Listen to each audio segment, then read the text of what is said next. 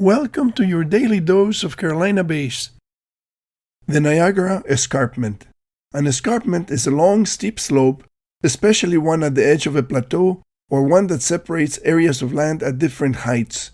An escarpment is basically a steep or vertical cliff, either above or below sea level.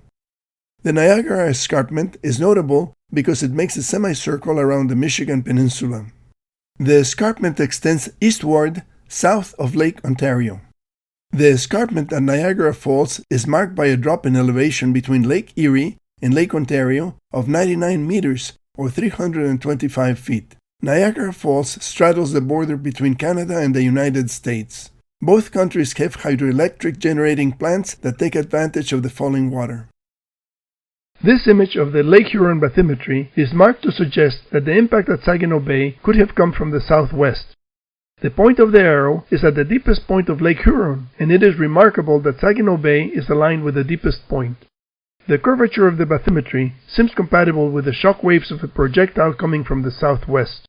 A meteorite approaching the Earth tangentially from the southwest would have produced intense radiation capable of starting fires in a large area extending from southern Missouri to Michigan. Firestone suggested that the deep holes in the Great Lakes could have been caused by cosmic impacts. Lake Huron seems like the best candidate for exploration based on the morphology of its bathymetry and the convergence of the Carolina Bay's axial orientations at Saginaw Bay. Geological examination of cores from Lake Huron and from the northern rims in Canada may provide the type of hard evidence that the critics have been requesting. The meltwater from the Laurentide ice sheet could have washed away much of the impact evidence, but there may still be some traces that could finally settle the question about the location of the Younger Dryas impact crater. The Niagara Escarpment looks like a tantalizing clue about the extraterrestrial impact on the Laurentide ice sheet, but appearances can be deceiving.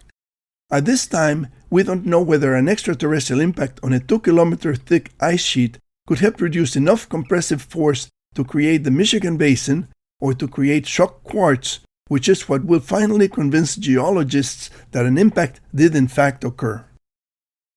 The next episode has a surprise.